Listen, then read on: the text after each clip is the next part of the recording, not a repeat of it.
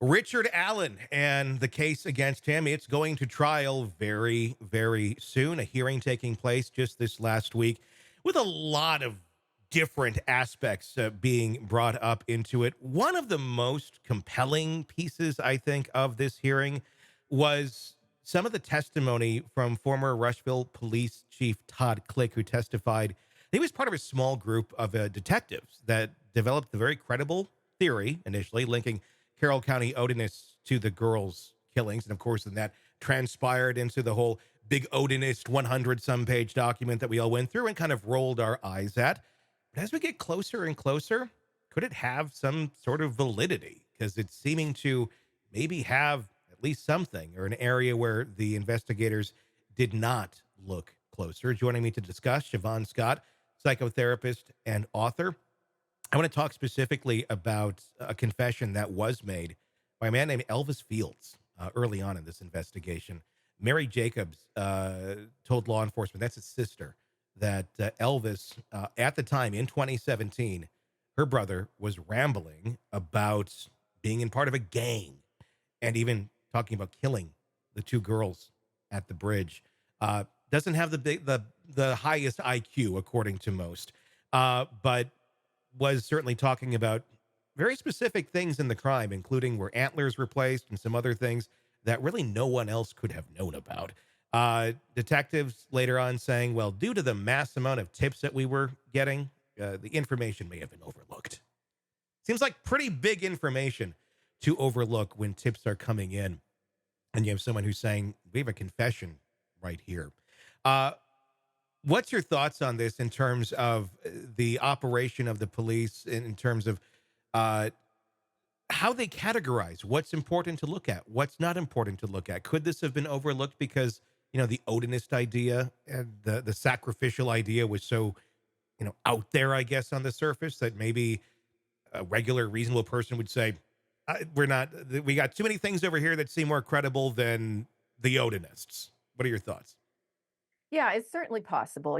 We did all roll our eyes, and I still kind of do roll Yeah. my eyes about the Odinist thing. It would take an awful lot of coordination to have a group of people out in the middle of the day.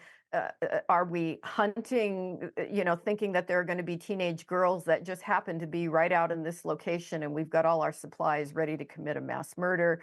And then everybody keeps it secret after. I mean, it's far-fetched, and we've never seen any kind of Odinist pagan group commit a murder, a Hmm. sacrifice, or anything like that. So it's a weird theory. However, everything does need to be investigated. Hmm. And we would like to think that the police have always had good judgment in this case and did the right thing. And we're not sure Yeah. at this point. And I think that's the thing everybody's concerned about. We just don't feel like this was necessarily handled in the most reliable fashion. And what I find fascinating about this is kind of the timeline. You got to think about that too, because the Odinist theory didn't come out till like last year. This all happened in 2017, before any of that was public. Were there police obviously doing investigations on this? Yes, that's what the Rushville Police Chief Todd Click testified to. That look, we found this information. This was kind of weird. It hadn't been publicized out there. This whole Odinist idea or anything, and this guy is out there saying these sort of things, which is essentially the catalyst for it, being investigated further and published. But the investigators later on just completely ignored this entire piece of investigative work, which actually was done quite well, and has a lot of legs to it. But they just kind of said, no, we're not going to do that. We're going to go down this route. But now we're looking at evidence and the defense going back and saying, okay, we need to see all these interviews. And they're so easy to say, oh, yeah, 70 hours of interviews gone. We have no log of who we talked to. But you know what? None of that is exculpatory for Richard Allen. If you don't even know who you talked to, Right. how is that? How could you even make that statement? I'm not saying it is exculpatory or not exculpatory, but Right. you can't really even make that judgment if you don't even have a basic log of who you talked to. Yeah, yeah, it doesn't sound like crack police work, does it? No.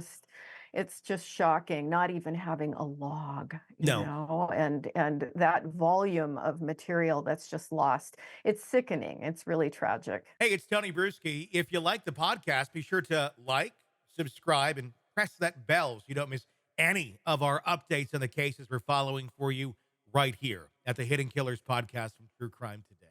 And thanks